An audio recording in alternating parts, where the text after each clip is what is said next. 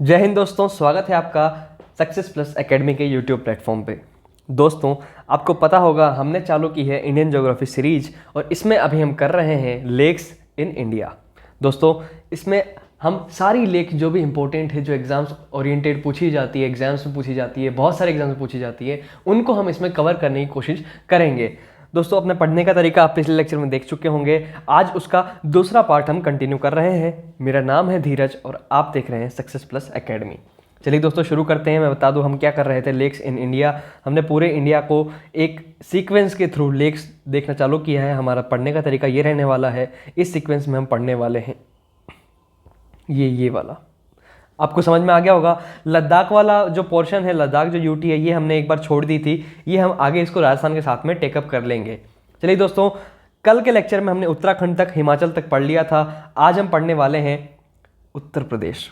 दोस्तों, उत्तर प्रदेश अपनी सांस्कृतिक राजधानी के रूप में भी जाना जाता है। अब उत्तर प्रदेश में जो मुख्य ताल हैं या मुख्य झीलें हैं, उनमें दोस्तों सबसे पहले आता है बौरा सागर ताल, चित्तौड़ा झील। जो ये बौरा सागर कहाँ पे है? झांसी। चित्तौड़ा झील है बहराइच। मोती झील है कानपुर। दोस्तों, एक मोती झील पश्चिम बंगाल में भी है, उसका भी मैं आपको अलग से बताऊंगा। फिर दोस्तों आता है गोकुल बेराज, जो कि गोकुल में। कीथम लेक आगरा में। राजा का ताल महोबा डिस्ट्रिक्ट। दोस्तों, अभी यहाँ पे भूमाफिया वगैरह बहुत ज़्यादा एक्टिव हो गए हैं। फिर आगे आता है दोस्तों रामगढ़ ताल लेक, जो कि है गोरखपुर में। और दोस्तों, इसको काफ़ी अच्छे से टूरिस्ट डेस्टिनेशन के रूप में भी विकसित किया जा रहा है और इसको पूर्वांचल का मरीन ड्राइव भी बोला जाता है। फिर दोस्तों आगे आता है सुरहा ताल। सुरहा ताल है बलिया में। और फिर दोस्तों सबसे बड़ा गोविंद वल्लभ पंत सागर, ये है सोनभद्र डिस्ट्रिक्ट में। तो दोस्तों, यूपी में मेन इतनी सारी झीलें हैं जिनको आज हम टेकअप करने वाले हैं। चलिए दोस्तों, तो शुरू कर लेते हैं। जो गोविंद वल्लभ पंत सागर है, ये है इंडियाज़ लार्जेस्ट आर्टिफिशियल लेक। दोस्तों, मानव या फिर कृत्रिम सबसे बड़ी झील जो भारत की है, वो है गोविंद वल्लभ पंत सागर वाली झील। चलिए दोस्तों, अब शुरुआत करते हैं अपन कीथम लेक से। कीथम लेक कहाँ पे है? कीथम लेक हमने पिछली बार देखा था, कहाँ थी? आगरा में दोस्तों कीथम लेक थी। दोस्तों, कीथम या कीठम, इसको इन दोनों नाम से पुकारा जाता है। इसको सूर सरोवर भी कहा जाता है दोस्तों, सूर सरोवर। इसको सूर सरोवर के नाम से भी जाना जाता है दोस्तों। और यहीं पे सूर सरोवर पक्षी अभ्यारण्य, सूर सरोवर पक्षी अभ्यारण्य, ये भी यहीं पे स्थित माना जाता है दोस्तों। यहीं पे स्थित है सूर सरोवर पक्षी अभ्यारण्य भी। इसके आगे दोस्तों अगली झील आती है हमारे गोविंद वल्लभ पंत सागर। दोस्तों, इसके बारे में आपको क्या बताऊं, आप सब लोग इसके बारे में जानते होंगे। लगभग 70 वर्ग मील में फैली है दोस्तों ये। और इस पे ही है रिहांद बांध, रिहांद या फिर रिहैंड बांध। ये दोस्तों गोविंद वल्लभ पंत सागर पे ही स्थित है। और दोस्तों, ये एक वेटलैंड भी है। यहाँ पे एक छोटा सा अभ्यारण्य भी है जो कि अभी डेवलपिंग फेज में है। और उसके अलावा दोस्तों, ये भारत की सबसे बड़ी कृत्रिम झील मानी जाती है। तो दोस्तों, अभी तक हमने 2 लेक टेकअप कर ली है। उम्मीद करता हूँ आप लोग इसको बराबर लिख भी रहे होंगे। चलिए दोस्तों, आगे बढ़ते हैं। आगे आती है चित्तौड़ा लेक। चित्तौड़ा लेक कहाँ पे है दोस्तों? चित्तौड़ा लेक हमने पढ़ी थी, बहराइच में है। बिल्कुल सर। और इसकी क्या खास बात है दोस्तों? आपने राजा सुहेल देव का नाम सुना होगा। माना जाता है दोस्तों कि जो इसी का तट जो है, इसके आसपास, यहीं पे राजा सुहेल देव और महमूद गजनवी के भांजे सैयद सलार मसूद का युद्ध हुआ था। किस किस का? राजा सुहेल देव और सैयद सलार मसूद। इन दोनों का दोस्तों यहीं पे इसी के तट पे युद्ध हुआ था। और दोस्तों, एक और चीज़ इसके बारे में मान्यता है कि इसी के तट पर जनक जो राजा थे, उनके गुरु अष्टावक्र जो थे, उनका आश्रम था। दोस्तों, अष्टावक्र 8 जगह से टेढ़े थे। और यह भी मान्यता है कि इस झील में नहाने से ही उनका पूरा शरीर एकदम सही हो गया था। ये दोस्तों इस झील की मान्यता है, चित्तौड़ा झील की मान्यता है। चलिए आगे बढ़ते हैं। अगली झील आती है दोस्तों मोती झील। मोती झील है कानपुर में, आपको पता होगा दोस्तों। इसको ब्रिटिश काल में पीने के पानी के लिए डेवलप किया गया था। इसके अलावा आपको अधिक जानकारी इसके बारे में इकट्ठा करने की जरूरत है नहीं। बस आप ये ध्यान रखिए, ब्रिटिशर्स ने इसको बनाया था। क्यों? पीने के पानी के लिए इसको डेवलप किया गया था। अभी एक छोटा मोटा टूरिज्म सेक्टर में अपना कंट्रीब्यूशन कर रहा है। चलिए आगे बढ़ते हैं। उत्तर प्रदेश की अगली झील आती है दोस्तों गोकुल बेराज। गोकुल बेराज कहाँ होगा दोस्तों? गोकुल में होगा। अच्छा, अब इसकी खासियत क्या होगी दोस्तों? मानव निर्मित है ये, सबसे पहले कृत्रिम झील है।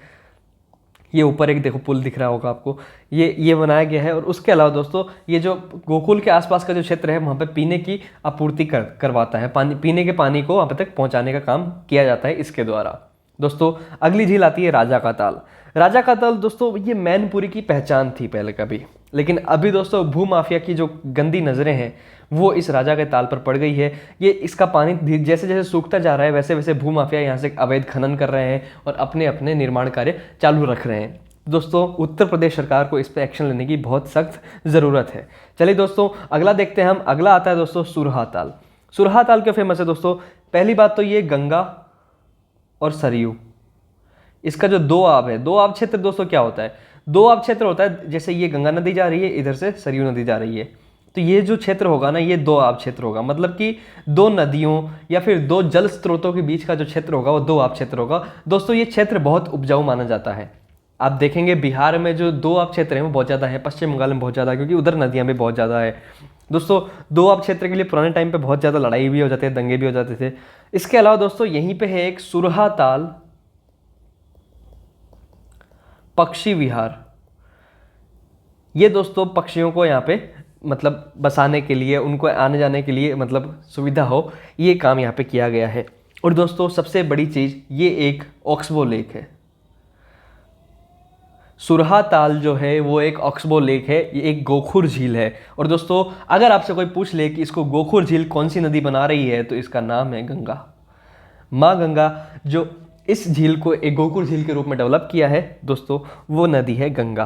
तो आपको अब तक जो यूपी के जितनी भी झीलें थी वो आपको समझ में आई होंगी। अब अपन आ जाते हैं लास्ट में, जो गोरखपुर में स्थित है दोस्तों, रामगढ़ ताल। अब रामगढ़ ताल जो है, अब दोस्तों इस झील को या इसको उत्तर प्रदेश सरकार द्वारा बहुत अच्छे से डेवलप किया जा रहा है, क्योंकि गोरखपुर से ही आते हैं चुन करके यूपी के वर्तमान मुख्यमंत्री जो है योगी आदित्यनाथ जी। दोस्तों उन्होंने इस झील को अच्छे से डेवलप करने की ठान ली। इससे पहले भी हालांकि मतलब अपन बात कर रहे हैं 80s की 90s की, तब भी इस झील को डेवलप करने की कोशिश की जा रही थी, लेकिन वर्तमान में दोस्तों ये कुछ ऐसा दिखता है। इसको दोस्तों पूर्वांचल का मरीन ड्राइव भी बोला जाता है, और ये कहाँ पे है? गोरखपुर में। अब दोस्तों हमने एक झील छोड़ दी है, उसका नाम है बरुआ सागर, जो आपको वहाँ पे उत्तर प्रदेश वाले उस पर सेक्शन में सबसे ऊपर थी। तो दोस्तों इसकी खास बात ये है कि ये लगभग 260 साल पहले बनाई गई थी। ये कहाँ पे है? झांसी में है। इसको दोस्तों घुघुआ मठ भी कहा जाता है। अब दोस्तों कल एक व्यक्ति ने कहा कि आप इंग्लिश में बताओ, अब घुघुआ मठ को दोस्तों इंग्लिश में भी घुघुआ मठ ही कहा जाएगा। दोस्तों बेतवा नदी के पास में है, ये बेतवा नदी इससे संबंधित है। और साथ में दोस्तों इसके जस्ट पास में एक गुप्तकालीन मंदिर है जिसे जराई का मठ भी कहा जाता है, जराई का मठ। तो दोस्तों ये थी उत्तर प्रदेश की सारी झीलें जो हमने कवर कर ली है। अब आ जाते हैं दोस्तों हम सब के प्यारे राज्य बिहार पे। बिहार में कौन कौन सी झीलें हैं दोस्तों? कांवर झील जो कि बेगूसराय में है, कुशेश्वर स्थान झील दरभंगा में, फिर गोगाबिल झील कटिहार में, जगतपुर झील भागलपुर में, और अंतिम जो झील आती है दोस्तों सिमरी बख्तियारपुर झील, ये है सहरसा में। दोस्तों मैं ऐसा नहीं कहता कि बिहार में केवल यही झीलें हैं। मैंने जैसा कि आपको कहा था कि जो इम्पोर्टेंट झीलें जो भारत में रह रही हैं, अभी भारत में मौजूद हैं, उनकी बात हम कर रहे हैं, जो कि इंपॉर्टेंट झीलों के बारे में अपन जान रहे हैं। दोस्तों एग्जाम्स में जिन झीलों के बारे में पूछा गया है हमने अभी उन्हीं को कवर किया है। इसके अलावा अगर बिहार में, यूपी में आपको और भी कोई झील है तो उसको आप स्वयं से भी टेकअप करने की कोशिश करेंगे। चलिए दोस्तों अब शुरू कर देते हैं अपन। कांवर झील दोस्तों जो है Asia's biggest oxbow lake. Oxbow lake क्या थी दोस्तों? हमने बताया था नदी जा रही है इधर, फिर ये वी आकार का एक झील बन जाएगा जब नदी यहाँ से सीधी निकलने लग जाएगी। वो मैंने आपको समझाया था लास्ट लेक्चर में, अगर आप नहीं देखा है तो आप वापस जाके देखिए वो लेक्चर। तो एशियाज़ बिगेस्ट ऑक्सबो लेक दोस्तों कांवर झील जो कि बेगूसराय में है वो मानी जाती है। अब इसको दोस्तों हिंदी में भी कहा जाता है गोखुर झील, गोखुर झील। चलिए अब टेकअप कर लेते हैं इसको भी, क्या बोल रही है ये बिहार की झीलें। आइए दोस्तों ये जो झील है ये वही ये बेगूसराय वाली झील है जो कि अब अपन सबसे पहले कवर करने जा रहे हैं। दोस्तों कांवर लेक सबसे बड़ी ऑक्सबो लेक है। और दोस्तों ये जो है किस नदी के विसर्पण से बनी है, मतलब किस नदी की वजह से ये जो लेक है वो बनी है? तो दोस्तों उत्तर है गंगा नदी। गंगा नदी के विसर्पण से दोस्तों ये जो झील है वो बनी है। और दोस्तों यहाँ पे एक बर्ड सेंचुरी भी है, बर्ड सेंचुरी। उसके अलावा दोस्तों ये बिहार की पहली रामसर साइट भी है, बिहार की पहली रामसर साइट। अब रामसर साइट क्या होती है दोस्तों अपन ने लास्ट लेक्चर में टेकअप किया है, अगर आप भूल गए हैं तो आप वापस से जाके एक बार देखिए।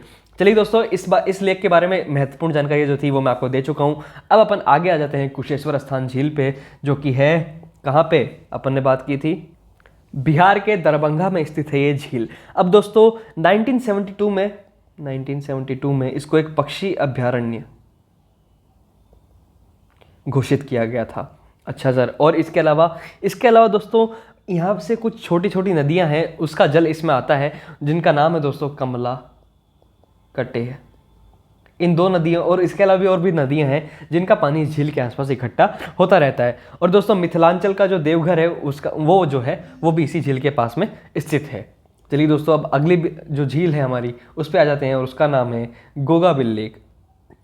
गोगाबिल लेक के बारे में दोस्तों इतनी कोई खास बात है नहीं, मतलब खास बातें हैं नहीं। इसके बस एक ही खास बात है कि इसके आसपास में छोटी छोटी झीलें बहुत सारी हैं।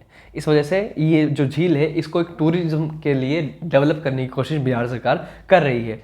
फिर दोस्तों आगे आ जाती है अपनी जगतपुर लेक। जगतपुर लेक को दोस्तों पर्यटन स्थल के रूप में विकसित किया जा रहा है। बहुत अच्छी लेक है यहाँ पे, और इसको गंदगी से भी बचाए जाने की पूरी कोशिश जारी है। फिर दोस्तों अंत में आती है सिमरी बख्तियारपुर लेक। ये दोस्तों ये जो झील है, आपको यहाँ पे घर दिख रहे होंगे, ये गलत है। यहाँ पे जो झील है ये दोस्तों छोटी छोटी झीलों के मिलने से बनी है। उसके अलावा दोस्तों यहाँ पे जमुनिया, कुमीबी, गोबरा आदि नदियाँ जो है, मतलब वो जो छोटी छोटी झीलें हैं उनमें नदियों का पानी भी आता है, जैसे जमुनिया, कुमीबी, गोबरा, उन झीलों का नाम ये था उनके। मैं नाम लिख देता हूँ, जमुनिया, गोबरा और कुमीबी। इन जो 3-4 छोटी छोटी झीलें हैं इनको मिला के ये बड़ी झील बनी है सिमरी बख्तियारपुर लेक। तो दोस्तों बिहार की इंपॉर्टेंट लेक्स अपन कवर कर चुके हैं। अब अपन आ जाते हैं पश्चिम बंगाल, मतलब कि वेस्ट बंगाल पे। दोस्तों ये वेस्ट बंगाल का नक्शा है। ऊपर आप देखेंगे सिलीगुड़ी कॉरिडोर, यहाँ पे ऊपर दार्जिलिंग वगैरह भी आ जाता है। तो अपन देखते हैं पश्चिम बंगाल में कौन कौन सी मेन लेक हैं। मिरिक लेक है दोस्तों सबसे पहले दार्जिलिंग में। दोस्तों दार्जिलिंग और कालिम्पोंग जो एरिया है उसके बीच में ये लेक आती है। अच्छा, इसकी दोस्तों गहराई जो है वो 27 फुट की है, और ये 1.25 किलोमीटर कितना होता है, 1.25 किलोमीटर लंबी झील मानी जाती है। चलिए इसके आगे है दोस्तों मोती झील, पूरबस्थली, रविंद्र सरोवर, राशि की बिल, और दोस्तों सागर डिगही और सेंचाल लेक। अब इनको अपन दोस्तों टेकअप कर लेते हैं एक एक करके। मिरिक लेक के बारे में आपको बता चुका हूँ मैं, मिरिक लेक अपन पढ़ चुके हैं, लेकिन मैं आपको फिर से बता दूंगा। ये है दोस्तों मिरिक लेक, क्या थी, 27 फीट गहरी है दोस्तों। ओके सर, और 1.25 किलोमीटर की लेंथ है, और ये है कहाँ पे, दार्जिलिंग ज़िले में आती है। और वैसे इसको सिचुएशन देखा जाए तो ये दार्जिलिंग और कालिम्पोंग के बीच में स्थित है। अब दोस्तों अगली झील पे आ जाते हैं अपन। अगली झील है अपनी मोती झील। दोस्तों मोती झील जो है ये है मुर्शिदाबाद में। ओके, और इसकी जो शेप है दोस्तों ये आती है हॉर्स शू शेप। दोस्तों आपने अली वर्दी खान का नाम सुना था, 1757 जो अपन प्लासी की लड़ाई लड़ते हैं उसके बैकग्राउंड में अली वर्दी खान का नाम आता है, अगर आपने सुना होगा तो।